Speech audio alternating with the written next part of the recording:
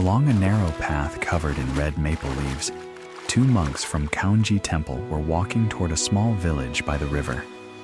The older one, Ryosen, walked ahead, calm and tall, his eyes soft like he could hear the voice of the wind. Behind him was Takao, a young novice monk, still filled with questions about life and the way. The sound of water flowed somewhere ahead. The evening light turned the forest gold. Takao finally spoke. "Master, people say a monk must stay pure, never touch women, never deal with worldly matters. But I see many good people outside the temple who are kind and honest. So, what is truly right and what is wrong?" Ryosen smiled gently. "If you try too hard to hold truth in your hands, you will only grasp its shadow. Truth does not live in right or wrong. It lives in the peace of a quiet heart." Takao frowned. He could not understand. In his young mind, right was right, wrong was wrong. Black and white could never mix. He stayed silent, carrying his confusion with each step. As the sun lowered, they reached the Okawa River. The current was fast after the rain. On the bank stood a young woman in a white kimono, trembling, unable to cross. "Please, kind monks," she said softly.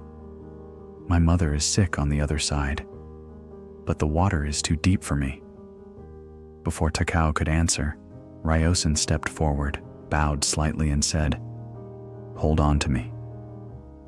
Then he lifted the woman in his arms and crossed the river slowly, step by step, while the cold water rose to his knees. When they reached the far bank, he set her down gently. She bowed deeply, whispering her thanks, and ran away toward the village. They continued walking. Takao said nothing, but his heart burned. After walking for miles, night began to fall. They stopped by a tree to rest. Takao finally burst out, "Brother, you broke the precepts. How could you touch a woman? A monk must keep his body pure. Have you forgotten your vows?" Ryosen looked at him calmly, blowing the steam from his tea. "I put that woman down long ago," he said quietly. "But you, my brother, you are still carrying her." The words fell like a feather, yet struck Takao's heart like thunder. He said nothing. That night, beside the small fire, Takao could not sleep. He saw the woman's face again and again, and his own judgmental eyes. He felt shame, not because of her, but because of the storm in himself. At dawn, they continued their journey. Mist covered the mountains, soft and white. Takao noticed something. His master walked as lightly as a leaf, while his own steps were heavy, burdened by thought. He began to realize the wildest river was not the Okawa outside, but the one inside his heart. When they finally reached the next village, Ryosen stopped and said, "Keeping the rules is good, but when rules become a wall between you and compassion, they no longer serve the way.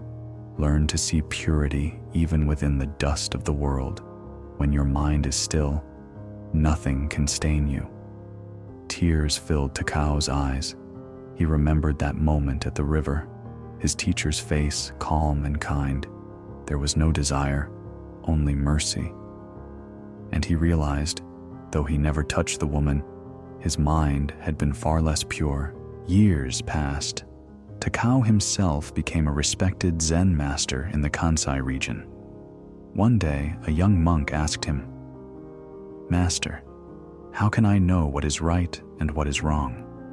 Takao smiled, poured tea into the student's cup, and told him the story of the woman by the river. Then he said, "I once believed I was righteous, but I was only trapped by my own idea of right. Those who fight over right and wrong are still at war. Those who choose peace, they are free." The student sat silently, watching the steam rise from his tea. Takao continued, "When your mind is like still water, every reflection is clear. When your mind is stormy, even the moon breaks into pieces. He looked outside. Cherry blossoms were falling softly in the courtyard, and he whispered like a prayer, "Choose peace, and you will always be right with your heart." When the heart is at peace, the world has nothing left to argue. Your peace is your truth. The river never argues with the stone, it flows around it. The highest wisdom is not in being right, but in being free.